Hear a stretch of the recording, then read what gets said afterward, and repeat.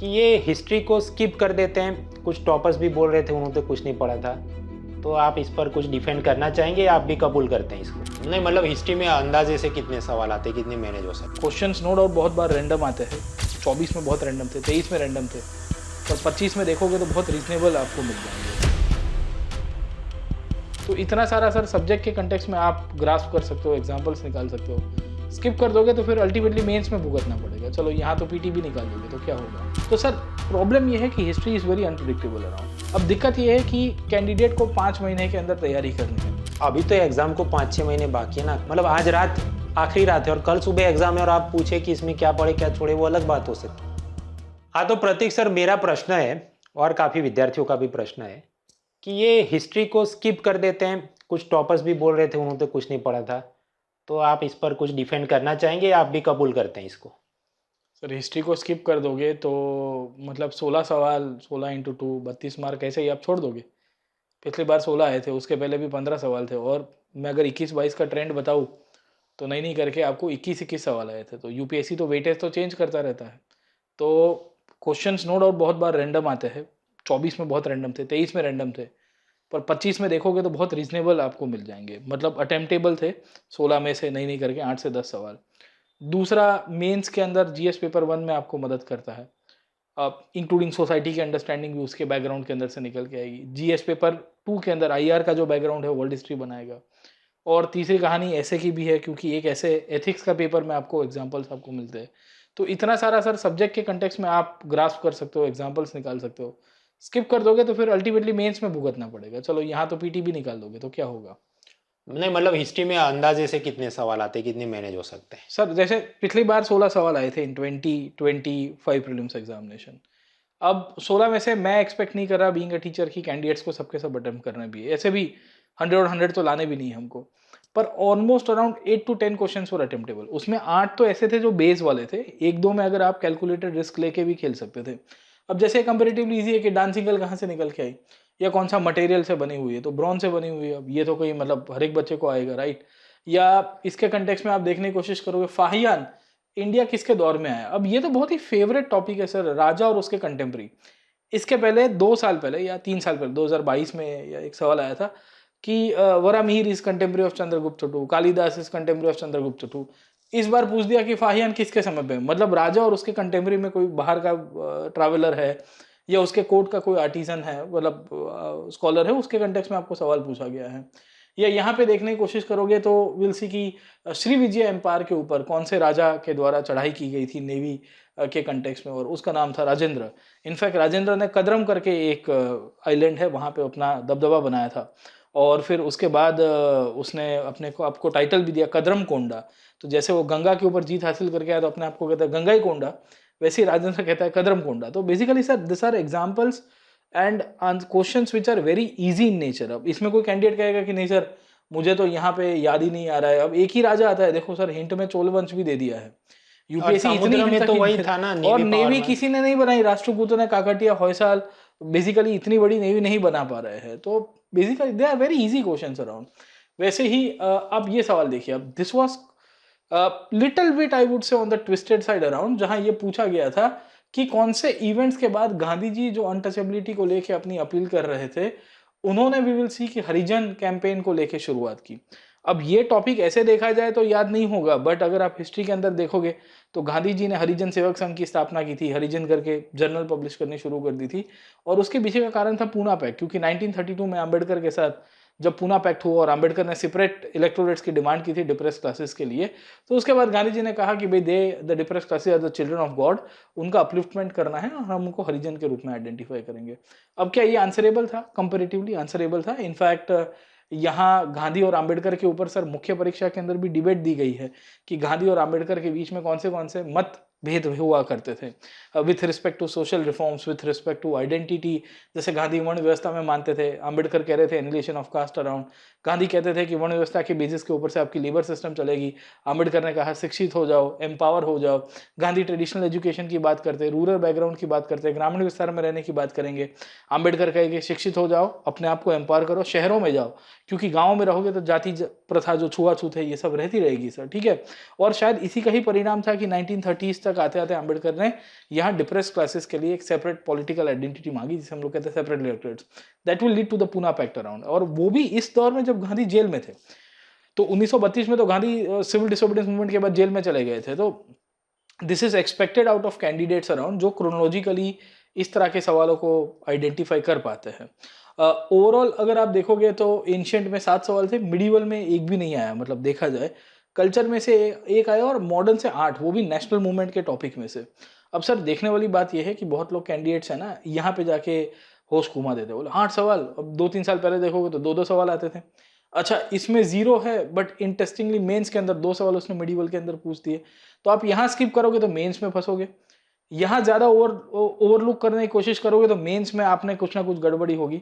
तो sir problem यह है कि history is very unpredictable around, तो जो भी स्टैंडर्ड टॉपिक्स है उसको तो हमें कॉम्प्रिहेंसिवली करना ही पड़ेगा। जी सर, और वैसे भी अभी तो एग्जाम को 5-6 महीने बाकी है ना। कल रात अगर मतलब आज रात आखिरी रात है और कल सुबह एग्जाम है और आप पूछे कि इसमें क्या पढ़े क्या छोड़े, वो अलग बात हो सकती है। अभी से क्यों ऐसा सोचना है कि सब छोड़ देना है। और दूसरा कंसिस्टेंसी इस सब्जेक्ट की, एंशिएंट से हर साल 5-6 से सवाल निकल गया है। इवन 2 साल पहले सर आई गेस 23 में या 24 में टोटल 14 क्वेश्चन ही किए थे, सबसे लोएस्ट वेटेड था हिस्ट्री का उस साल में, तो भी 5 से 6 क्वेश्चन तो उसने एंशिएंट के अंदर से निकाले थे। तो दैट शोज अराउंड कि एंशिएंट प्लेस वेरी कंसिस्टेंटली, उसमें पॉलिटिकल हिस्ट्री भी आती है, डायनेस्टीज भी पूछता है, टाइमलाइन बेसिस के ऊपर पूछता है, तो अलग अलग तरह से थीमेटिकली पूछा जाता है सर। Yes sir. तो दोस्तों वीडियो में आगे बढ़ने से पहले आपके लिए एक इंपॉर्टेंट अनाउंसमेंट है। अनाउंसमेंट उन कैंडिडेट्स के लिए जो यूपीएससी सीएससी 2026 के लिए अपीयर हो रहे हैं। जी हाँ दोस्तों, अनअकैडमी आपके लिए लेके आई है प्रीलिम्स पावर हाउस बैच, जो 17 नवंबर से शुरू हो रही है, जहां इंडिया के टॉप एजुकेटर्स के द्वारा डेडिकेटेड प्रीलिम्स के कोर्सेज लेके आ जा रहे हैं। जी हाँ दोस्तों, 17 नवंबर से ज्योग्राफी, मेरा 8 दिसंबर से हिस्ट्री, मृणाल सर 25 दिसंबर से इकोनॉमी और सिद्धार्थ सर अपनी पॉलिटी के भी कोर्सेज इसके अंदर कंडक्ट कराएंगे। तो इंडिया के टॉप एजुकेटर्स के द्वारा अपनी तैयारी को साकार कीजिए और प्रीलिम्स 2026 के लिए एक्सक्लूसिव बैच के अंदर ज्वाइन कर सकते हो। Link is in the description, बाकी आपको डिटेल डिस्क्रिप्शन के अंदर से मिल जाएगी। और ये लिमिटेड पीरियड की ऑफर है जहां आप पूरा का पूरा प्रीलिम्स बैच मिल रहा है, तो जरूर से इस ऑफर का लाभ भी उठाइएगा। अब सर प्रश्न ये है, तो फिर कौन से सोर्सेज से इतिहास की तैयारी की जाए। राइट सर, अब देखिए सर 2 प्रकार के कैंडिडेट्स होते हैं। एक होता है कि भाई हम हमारे हिसाब से लड़ लेंगे, अब उनको मैं प्रिसाइसली कहने की कोशिश करूंगा कि आप तमिलनाडु बोर्ड को पढ़िए फ्री सोर्स के रूप में, क्योंकि एनसीईआरटी क्लास 1, 11 की और 12th की, खास करके 12th की themes in Indian history part 1, 2, 3 आपको मिल जाएगी, पर वो थीम वाइज दी गई है, उसमें क्रोनोलॉजिकली नहीं दिया गया है। तो कौन सी डायनेस्टी के बाद कौन सी आएगी, किस किस तरह से डेवलपमेंट हो रहा है, जो आपको पिक्चर क्लियर होता है ना, वो आपको एनसीईआरटी के अंदर पहली बार में तो नहीं मिलेगा। आप तमिलनाडु पढ़ के ये करोगे तो ज़्यादा ठीक रहेगा, वरना हम लोग विल सी कि हमारे कोर्सेज भी चलते हैं, जैसे प्रीलिम्स की हमारी बैच है पावर हाउस बैच, उसके अंदर भी ये पूरा का पूरा बहुत इफेक्टिव वे के अंदर करवाने की कोशिश करेंगे सर। दूसरा वही कहानी स्पेक्ट्रम को लेके, अब स्पेक्ट्रम मॉडर्न हिस्ट्री को लेके रेलेवेंट है, प्रीलिम्स मेंस हर जगह के ऊपर सब्जेक्ट को समझने के लिए भी मैं तो सजेस्ट भी करता हूँ इसको। अब दिक्कत ये है कि कैंडिडेट को 5 महीने के अंदर तैयारी करनी है। स्पेक्ट्रम की अगर आप ओवरऑल जो लेटेस्ट एडिशन देखोगे, इट इज़ अराउंड 900 पेजेस। अब 900 पेज स्पेक्ट्रम में फर्स्ट टाइम रीडर है, उसमें से कितना ग्रास्प करना है, कितना छोड़ देना है। कुछ कुछ इन्फॉर्मेशन ऐसी है जो स्पेक्ट्रम के बाहर भी यूपीएससी पूछता रहता है, खास करके फ्रीडम स्ट्रगल के रिलेटेड आपको कोने कोने से डाउट्स आते रहते हैं, क्वेश्चंस आते रहते हैं, 1 लाइनर टॉपिक आते रहते हैं, क्या करोगे, राइट। तो मूलतः से इसमें ये दिक्कत आपको मिलती रहती है। इनफैक्ट फ्रीडम स्ट्रगल को भी बहुत इफेक्टिवली मैंने प्रेजेंट करने की कोशिश की है हमारे पावर हाउस कोर्स के अंदर, जहाँ 20 सेशंस के अंदर ही सर टू द पॉइंट, मतलब प्रीलिम्स के रिलेटेड क्या इंपॉर्टेंट है, सब्जेक्ट की अंडरस्टैंडिंग भी आएगी, फैक्ट भी आ जाएगी, पीवाईक्यूज की भी कॉम्प्रिहेंशन हो जाएगी, और उसके बाद आप स्पेक्ट्रम को और मॉडर्न हिस्ट्री को पढ़ोगे तो भी आपको पता चलेगा कि इसको ऐसे देखना है। जी सर। और करंट अफेयर्स में कुछ पूछते हैं या सर मतलब करंट अफेयर्स जैसे- में आजकल हिस्ट्री में ना एक अलग ही ट्रेंड जाना ये शुरू हो कुछ गया है। है, जैसे बैकवर्ड लिंकेजेस के ऊपर, कि recently prime minister inaugurated a new circuit house. अब कौन सर्किट हाउस देखता है, मुद्दा ये नहीं था, सर्किट हाउस सोमनाथ मंदिर के ऊपर था, और फिर फैक्ट आई थी सोमनाथ स्टेटमेंट, सोमनाथ मंदिर के बारे में, और उसको बैकवर्ड लिंकेजेस में उसने वी विल सी की स्टैटिक के साथ लिंक किया गया था। अब पूछोगे कि ये सब कहाँ दिया गया है, तो वी विल सी कि सर मैं पीछे की स्लाइड्स अगर आप करोगे तो मैंने इसके बाद, इसके पहले, इसके और एक पहले, हाँ, यहाँ करंट अफेयर्स की पूरी कॉम्प्रिहेंसिव सेशंस मैं कंडक्ट कराता हूँ on YouTube, on the unstoppables platform only, every year before prelims. और हर साल हम लोग 4-5 सेशंस करते हैं यूट्यूब के ऊपर वीडियोस बना के टोटल, और उसमें से 2-3 सवाल सर हम निकालते हैं। तो करंट अफेयर्स में बैकवर्ड लिंकेजेस आपको याद रखनी है। स्टैटिक क्लियर होगा तो करंट अफेयर्स की अंडरस्टैंडिंग आपकी बढ़ेगी। जैसे पिछली बार भी यूनेस्को के ऊपर से 2 सवाल आपको आ गए थे कि भाई यूनेस्को की हेरिटेज लिस्ट में इंटेंजिबल, टेंजिबल हेरिटेज में कौन से एडिशंस किए गए हैं। अलग-अलग थीम के ऊपर से आते हैं। एक बार रामानुजाचार्य के ऊपर से आया था, एक बार नए पार्लियामेंट का इनॉग्रेशन हो रहा था, तो एक सवाल आया था 64 योगिनी मंदिर के बारे में। तो वो न्यू पार्लियामेंट और ओल्ड पार्लियामेंट के जो बिल्डिंग है उसके साथ कोरिलेट कर दिया था। जी सर। मैं अपनी तरफ से ये कहना चाहूँगा कि जो किताब का सबसे कम उपयोग है पुअर रिटर्न ऑन इन्वेस्टमेंट, वो है नितिन सिंघानिया। किताब भी नहीं देखनी चाहिए, उसकी कोई मैराथन भी नहीं देखनी चाहिए। For a simple reason, 800 page की किताब है, हर पेज पे 10 फैक्ट दिए हों तो कितने 8000 फैक्ट हो गए।